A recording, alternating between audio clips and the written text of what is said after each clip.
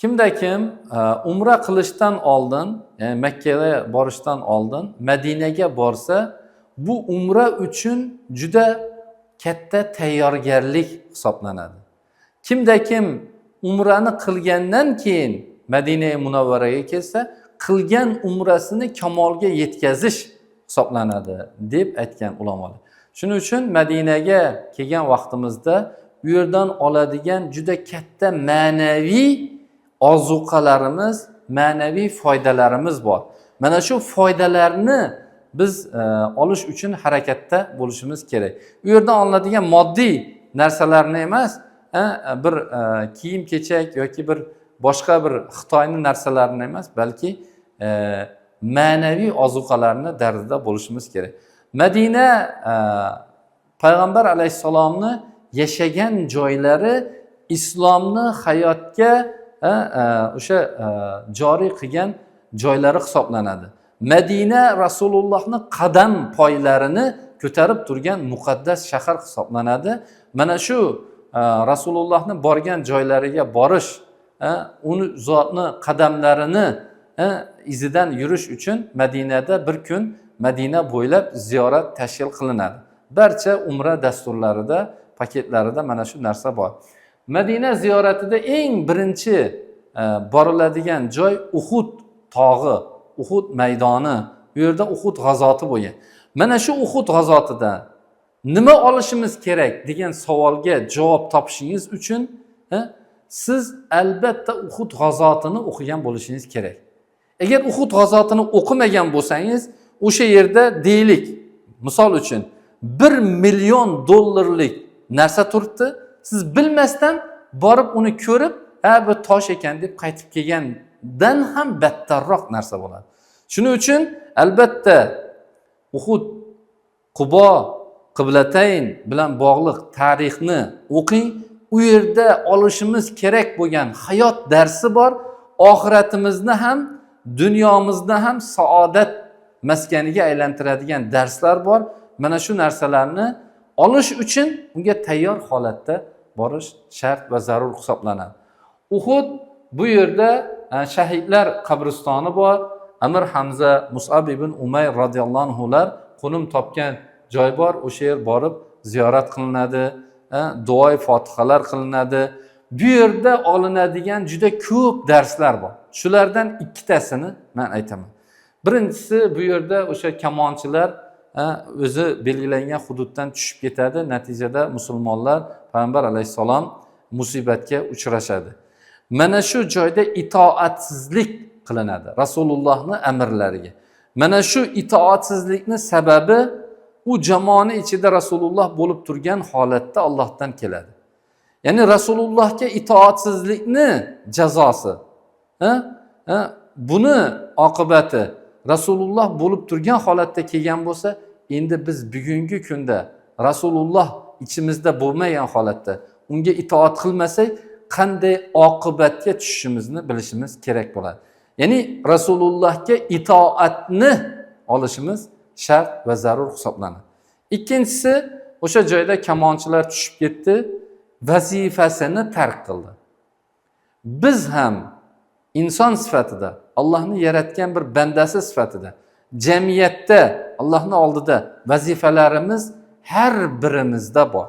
Biz ham tark qilsak, oqibatimiz qanday bo'lishini olishimiz kerak va o'sha darsni olib vazifalarimizni, mas'uliyatlarimizni to'liq bajarishni g'amida bo'lishimiz kerak bo'ladi. Mana shu Uhuddan oladigan eng katta darsimiz hisoblanadi. Uhudga borganda faqat rasmga tushish yoki bo'lmasa biz Uhudga keldik deb hammaga maqtanish yoki boshqa bir ishlar bilan mashg'ul bo'lmasdan, Rasulullohning qadamlari mana shu joydamikan? Men Rasulullohning qadamlari tekkan joyga qadamim tegyaptimi degan shuur bilan, mana shunday ruhiy holat bilan bu yerlarni ziyorat qilsak, ana shunda u yerdan manfaat hosil bo'ladi. Hurmatsizlik bilan u yerga o'sha qayerga borganini bilmasdan, nima qilayotganini bilmasdan, kimligini bilmasdan bu yerlarga borishdan faqat va faqat zarar bo'ladi.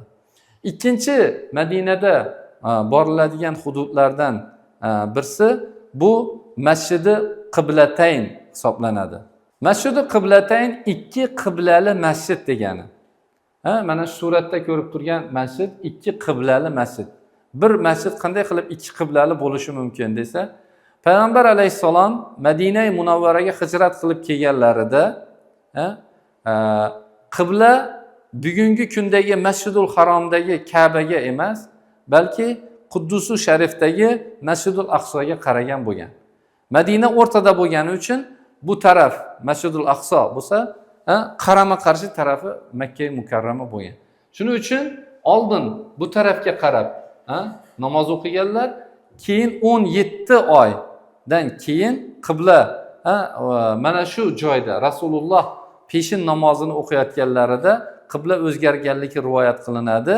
Baro ibn Ma'rur degan sahobaning uylari bo'lgan bu qiblani bu tomondan narigi tomonga namozni o'zida o'zgartirganlar. Dastlabki 2 rakatini bu tomonga qarab, Quddus Sharifga qarab, keyingi 2 rakatini Makka Mukarramaga qarab o'qiganlari uchun bir joyda ikki qiblaga qaraganlari uchun u joyning ikki qiblali masjid nomini berilgan.